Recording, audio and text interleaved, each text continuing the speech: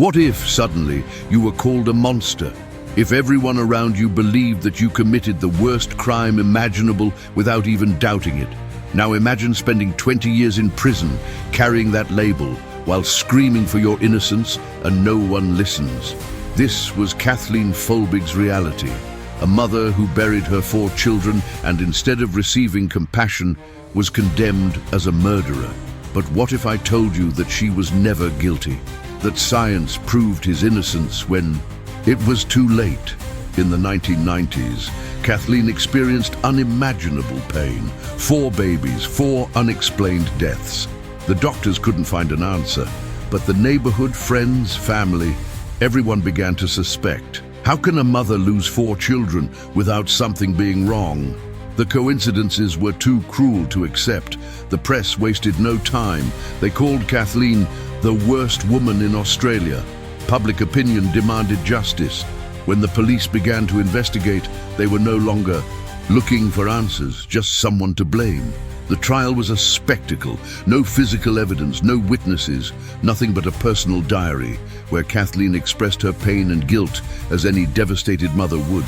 But those words were twisted, turned into a confession she never made. Society wanted punishment. The jury wanted to close the case. And Kathleen was convicted, 40 years in prison, carrying a crime he never committed. But the truth has a cruel way of appearing too late. Decades later, scientists discovered what no one wanted to investigate in the past. Their children died from a rare genetic mutation, a fatal condition that the justice system ignored.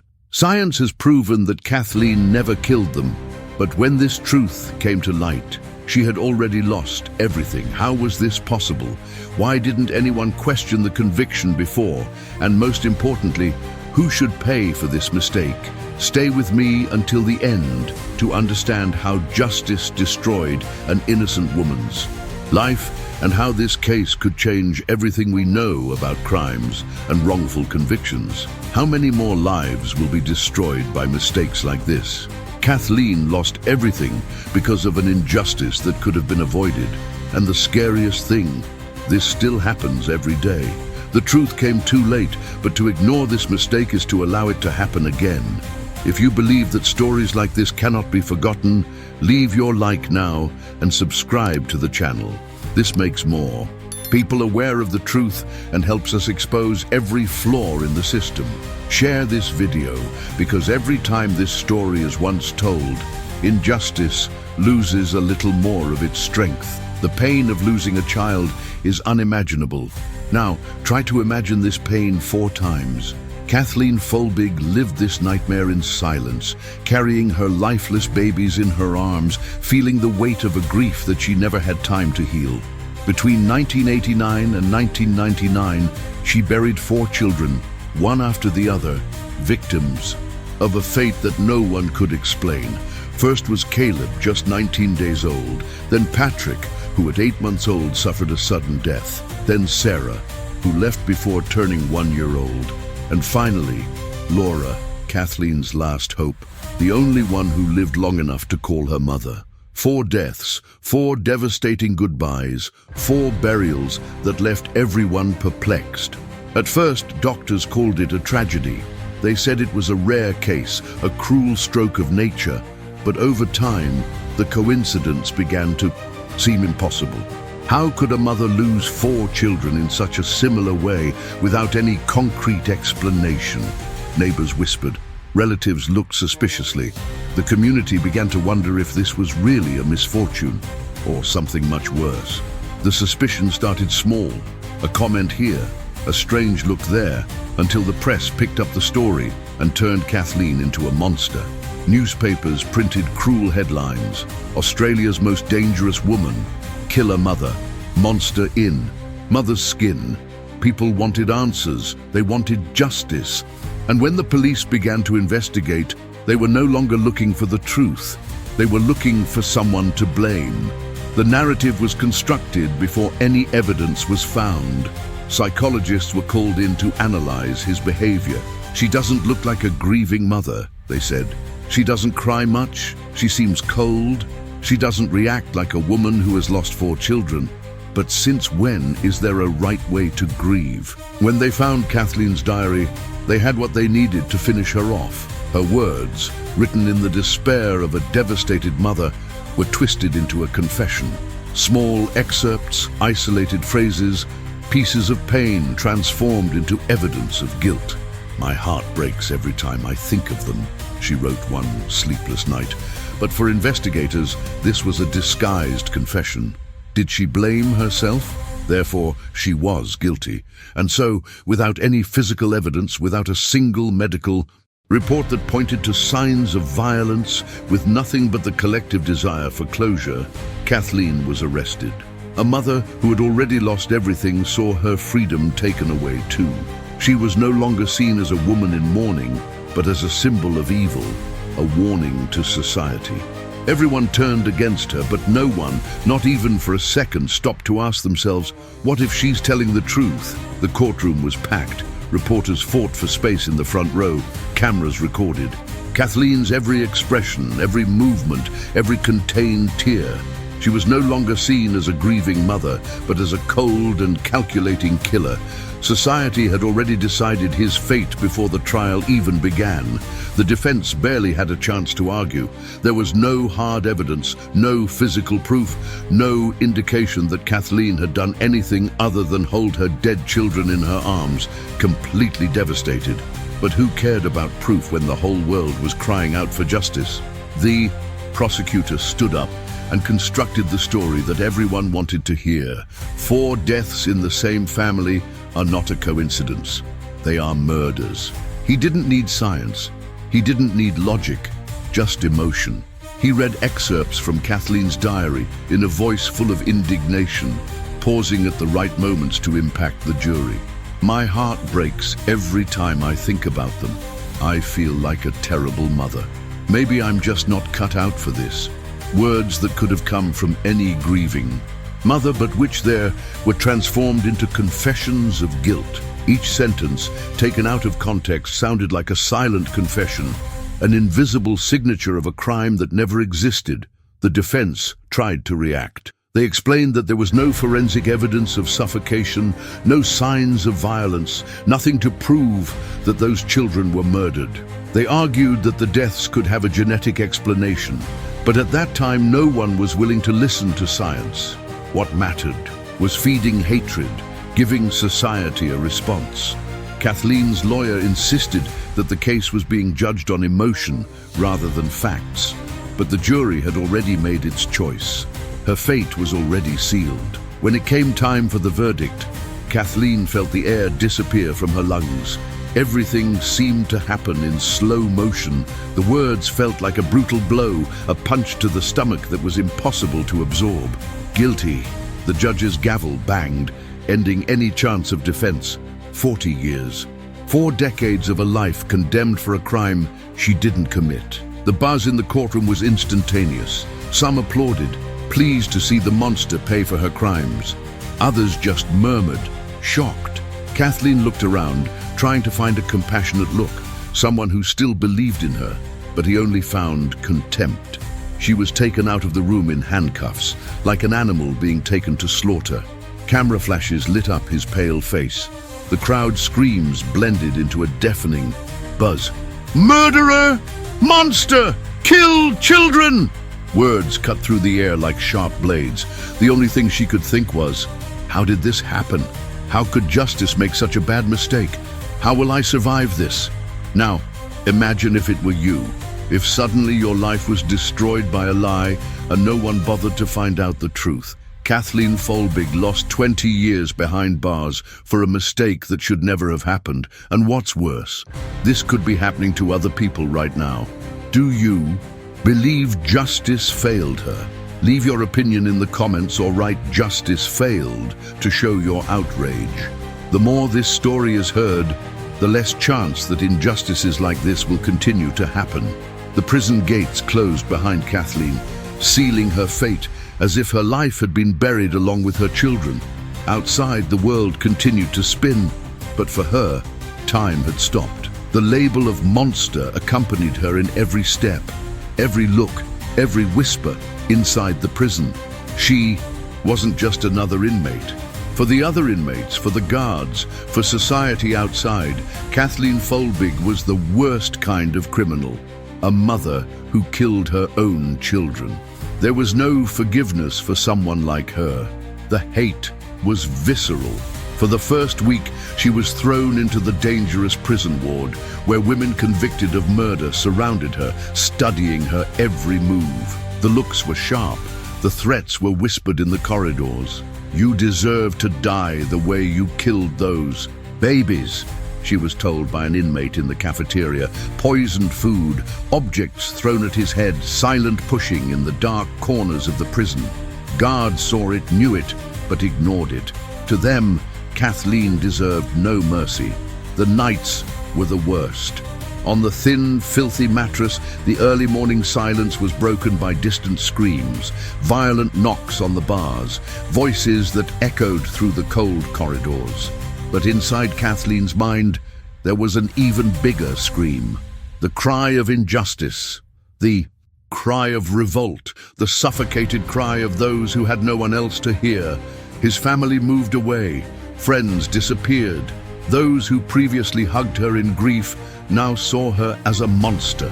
The press continued to massacre her, publishing cruel reports, repeating her condemnation as a warning to society. But she didn't give in. Even when everything pointed to the end, when her body weakened, when loneliness seemed to suffocate her more than any cramped cell, Kathleen refused to accept her fate. She wrote letters, studied her own case, read everything she could about wrongful convictions. She knew she couldn't give up. If she fell, her story would die with her. With each passing year, his hope diminished, but it never disappeared. The question rang in his mind: how long does it take for the truth to come out? Time passed, but the truth could not be buried forever. Amid the darkness of that cell, as Kathleen clung to her last spark of hope, something began to change outside. What no one wanted to investigate in the past, what was ignored in court, has finally fallen into the right hands. Scientists began to look at the case with a new perspective. They were not carried away by the narrative constructed by the media, nor by the assumptions that condemned it. They wanted facts, they wanted answers that justice never sought. And what they discovered was devastating. In 2018, genetics experts began analyzing the children's medical histories. Something seemed out of the ordinary. The symptoms, the sudden deaths, the absence of signs of violence. It didn't make sense that Kathleen was guilty.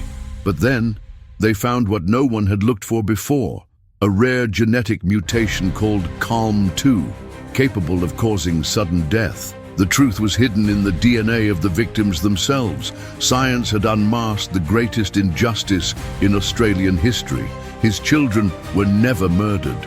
They died from a genetic condition that medicine at the time did not yet understand. It was the proof Kathleen had been waiting for 2 decades. A cold, cruel truth that came too late. But would that be enough to free her? The revelation fell like a bomb, causing outrage among those who still blindly believed in his guilt.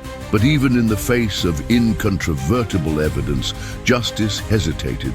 Pride, the fear of admitting such a serious error, the resistance of a system that prefers to sustain its flaws rather than correct them. The government dragged out the case for years, as if each extra day was enough to justify the years they stole from her. Kathleen was still imprisoned, while experts screamed to the world that she was innocent. The media, which had previously painted her as a monster, now had a new story to tell. Headlines began to change tone. The public began to ask themselves, what if we sentenced the wrong woman? What if we have destroyed a life for no reason?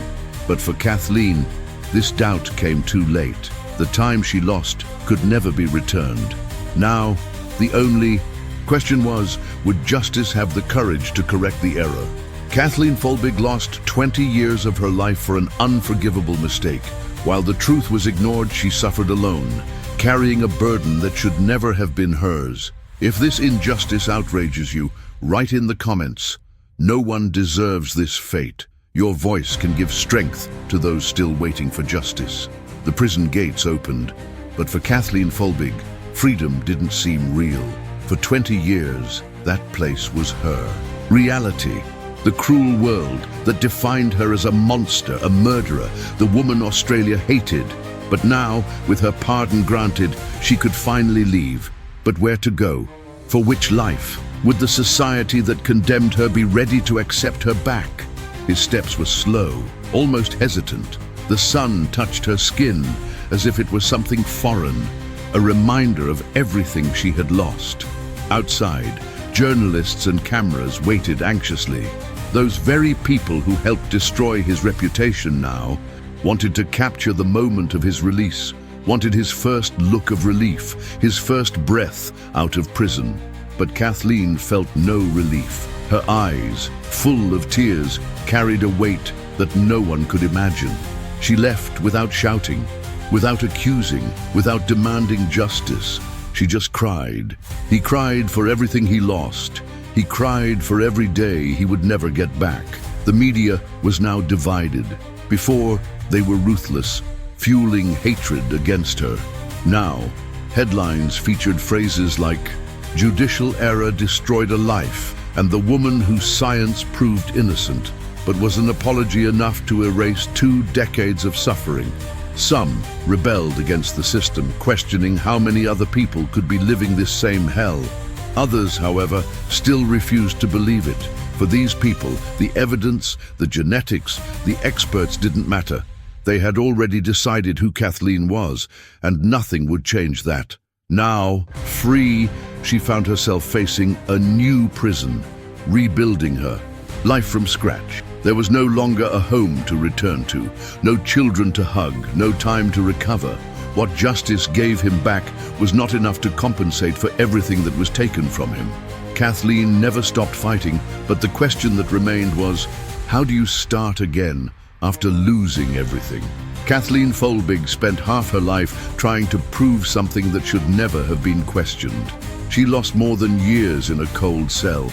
She lost the chance to see her children grow up, to be remembered as a mother and not as a monster. Her pain was turned into sensational headlines. Her sadness was used as evidence against her. Her grief was distorted into a 40-year sentence. But now, on the outside, surrounded by a world that had moved on without her, Kathleen wondered, and now, freedom did not bring redemption. There is no way to make up for lost time, nor erase the scars that injustice left. The society that brutally judged her offered no reparation, only silence. Some said she should feel gratitude for finally being free. But how can we be grateful for a forgiveness that came too late? How can you look in the mirror and not see the weight of the stolen years? Kathleen didn't want revenge. She never wanted others to suffer what she suffered. All he wanted was for his story to serve as a lesson, for no one else to need to scream for innocence and be ignored. But deep down, what hurt most was knowing that if science hadn't reopened her case, if experts hadn't insisted, she would have died in there, forgotten, carrying a guilt that was never hers. And how many more are living this same nightmare now? How many lives are being destroyed because justice prefers a quick answer to a right answer? Kathleen was just one name among many. Today she is free. But what about the others? Who will fight for them? Kathleen Folbigg is finally out of prison, but nothing can give back the years that were taken from her. If this story revolted you, don't let it be forgotten. Leave your like now so that more people know the truth and share this video, because to ignore is to allow injustices like this to continue to happen. And if you found this case shocking, wait until you see the next one. There is an even more unbelievable story, one that will make you question everything you believe about justice. But that is a topic for the next video.